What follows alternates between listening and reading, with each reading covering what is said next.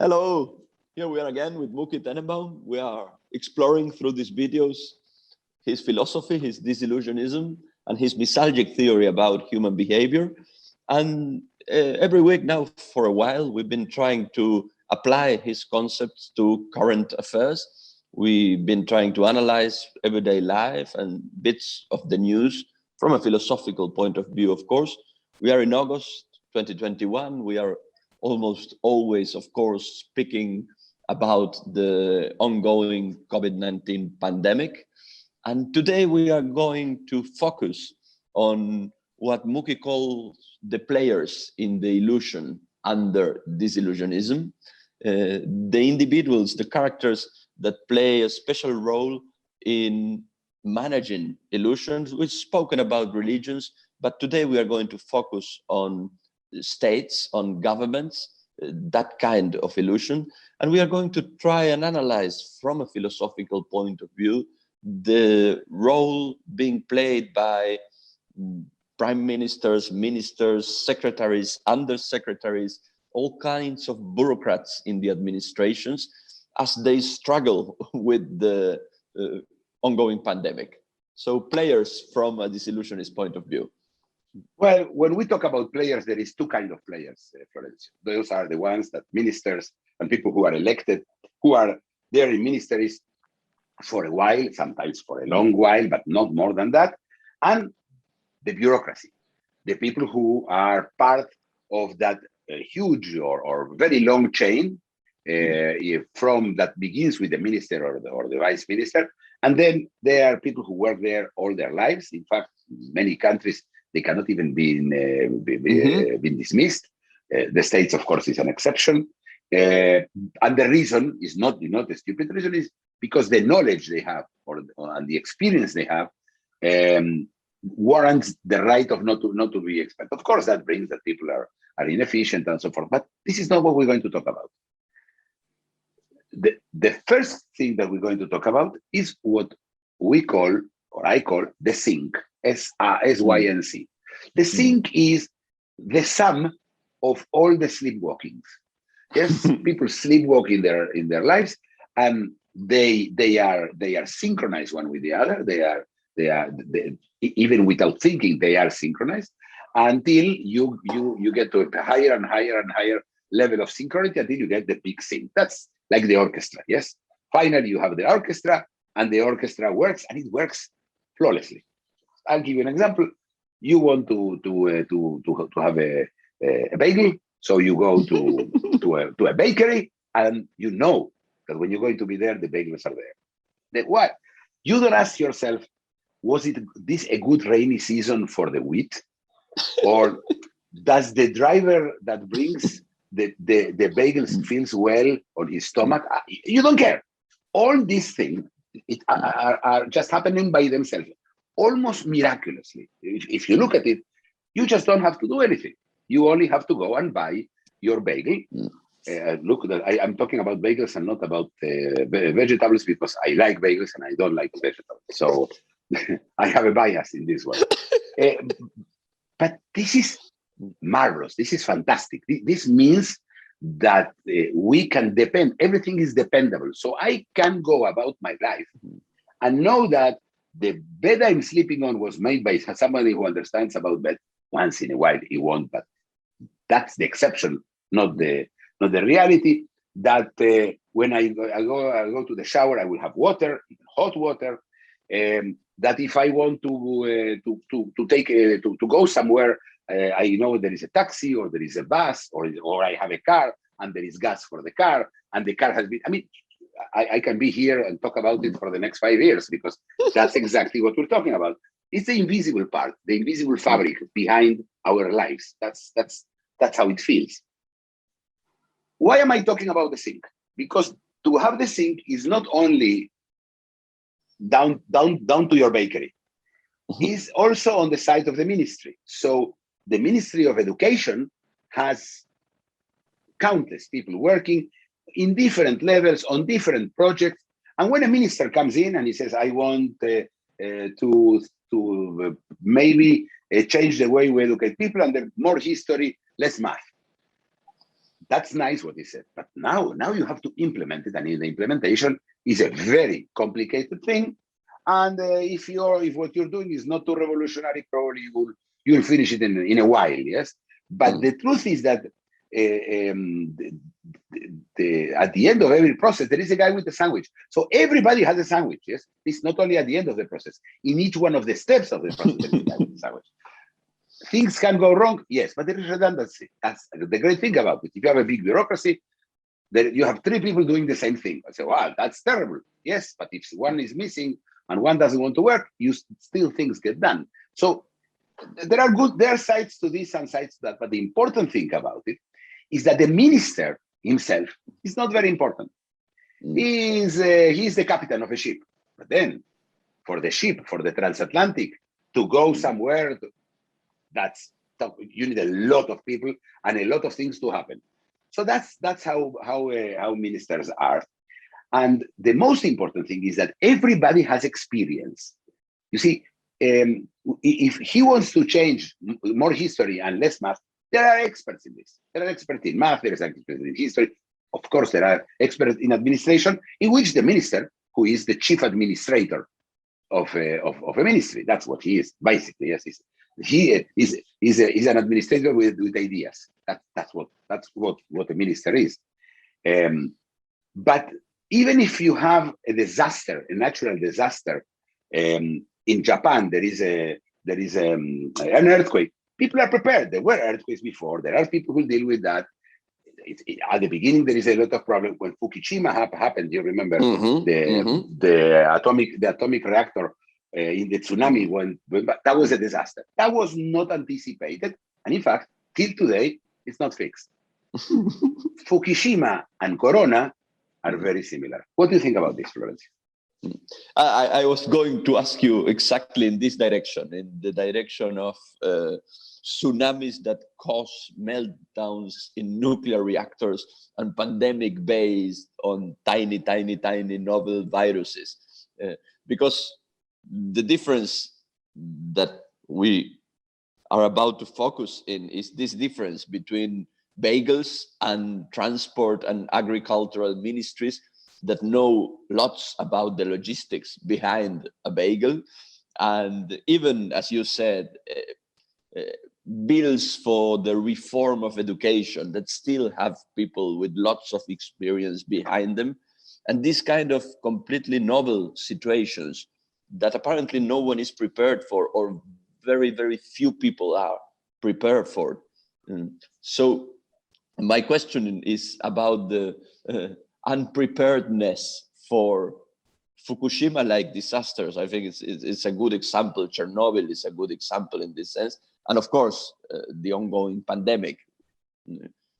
What makes these kind of problems so hard to manage, so difficult to, I would say, sync with? Well, I hinted before that when I told you that the minister is just an administrator. No minister has any idea how to deal with the pandemic. But you know something, not even the minister is the problem. The problem is that the whole chain is not prepared for a pandemic. Nobody knows about it enough. And again, the word pandemic is very nice, but we're talking about a pandemic of coronavirus, now of the Delta variant, yes? Several variants at the same time, but the Delta variant being the main issue now. Nobody's prepared for that. Nobody's prepared, and it didn't make sense to prepare them. I here want to absolve all the politicians, because it didn't make any sense that somebody will sit there and think, what am I going to do in a pandemic when there is a virus that keeps mutating always for the worse, that happens in everywhere in the world, that sometimes it comes up, sometimes it goes down. That's impossible. Nobody was prepared for that. And the problem is this. You voted for these guys. You say, listen, I voted for you, solve it. What do you mean solve it? He doesn't have any idea. Let's say tomorrow there is an invasion of aliens. I expect the Ministry of Defense to take care of it. Ministry of Defense of what? Because one thing is when you deal with other people, okay, which is the specialty of governments, okay? War, peace, anything, education, everything has to do with human beings. When the main star in a crisis is a virus, Nothing that you know will help you deal with that. Your administration skills means nothing. And we all expect from them to come up with solutions. They don't even understand the problem. And I have to say, many people don't understand the problem. And in fact, even when those who thought they understood the problem came back and slapped them in the face and told them, here I am. No, you didn't solve anything. And they say, the virus keeps surprising us. Yeah, that's how it works. Yes, it's a I can give you several examples, but there is not even one country that has a good record fighting the virus. Everybody will write New Zealand. New Zealand is 2 rocks, could be on Mars, would have been the same thing. I understand, there are no virus in Mars. The rest of the world is interconnected. And the border between Pakistan and India, Kansas and Missouri, or South Africa and Botswana, if somebody wrote it, somebody made a piece of paper. This is done by politicians who are administrators who can have a custom house and stop things. Customs apparently cannot stop viruses. And this keeps happening again and again and again and again and again. And every time, and we expect the police, they have no idea. They don't know the answers. No, they don't know the questions. They are not familiar with the necessary questions, let alone the answers. Well, there are epidemiologists, virologists. Which one? Which one? He cannot even choose that. If he has to choose an expert in football, in sport, they're there. It's very easy. There is a system of a scale of being of expertise. So you know who is more expert than it. It's very easy. Here, what? I mean, who? So you have virologists and you have epidemiologists, yes, and you have experts in vaccinations, the vaccinologists, and that's it. So I'll give you one more example that I think is very important to understand. Why people are accepting stupid ideas or stupid positions from people on the internet that because they have the name doctor.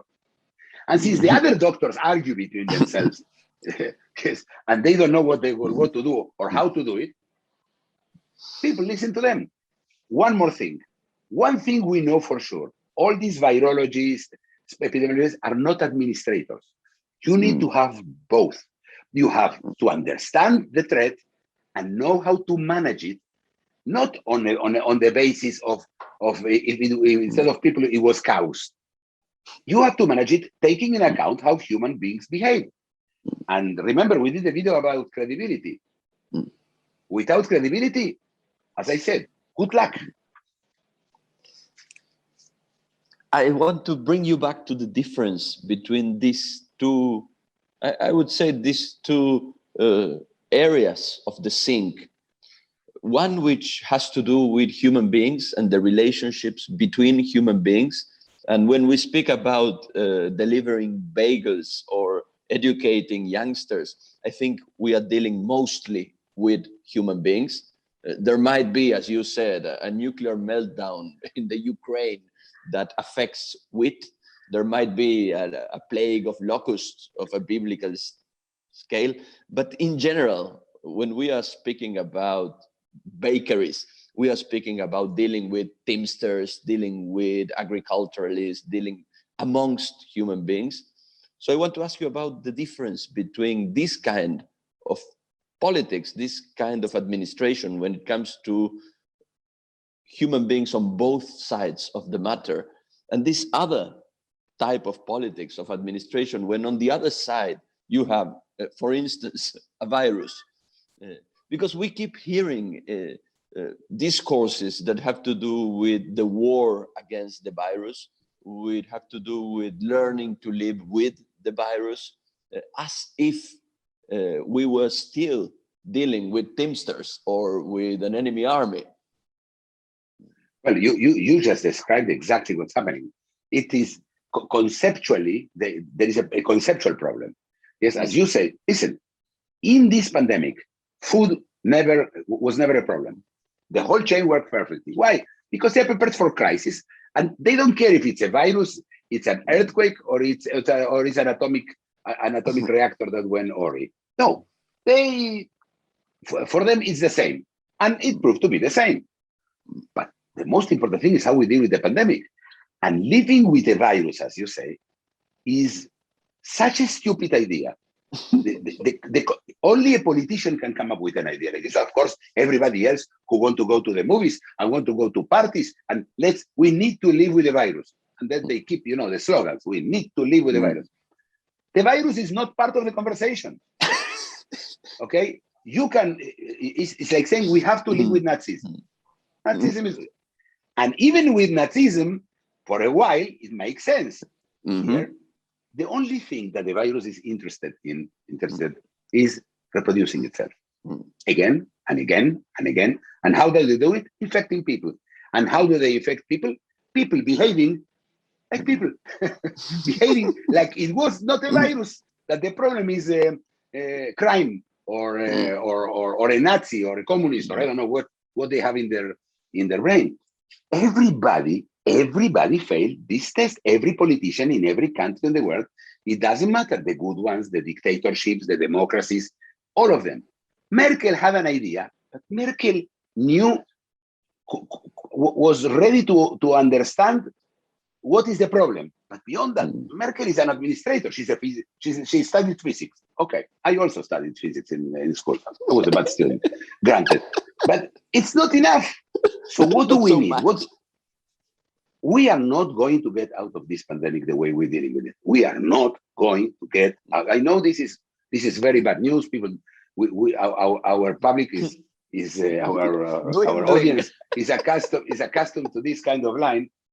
But we could, maybe not this pandemic, but for the next one, we should have maybe a fourth branch of government. You have the executive branch, the president, prime minister. You have the legislative power, which is parliaments or Congress. And then you have the judicial part, the judges, which of course are judging things with the virus, which is incredibly, I cannot believe when I hear, we talked about it last time, and we talked about the Supreme Court in France. But what if we had a fourth branch of government, of scientists? Well, when something like this happens, these people are already experts in managing, administering, and solving and containing the problem, and ideally, not in one country. Ideally, in many countries at the same time, and ideally everywhere. Look, we're talking about Europe, yes? Europe does not have the same response. Every country did whatever they did, and inside the countries, areas, provinces, states did whatever they wanted. Florida in the US, or Catalonia in Spain, or even cities decided on certain politics. There is no chance. We stand no chance. What, the virus is going to stay in Madrid and not going to Barcelona? That is not, the virus is a Castilian virus, really? So what we are seeing is what we should have seen, and I'm not surprised, because this is the lack of expertise every politician has to deal with this. They have no idea, and they will never have an idea. It's impossible to learn. And then remember, all the list of the people inside all the ministries have no idea. So you have to prepare something for 3 or 4 or 5 years. This is the situation today. Maybe the next time we'll get it right, as you say. Maybe. We are out of time, but it's quite interesting, and I'm sure some of these elements will come back to haunt us. Now we'll come back for different rounds of analysis. Unfortunately, yes. No. Yes. Thank you very much. See you next time. You're welcome. See you next time.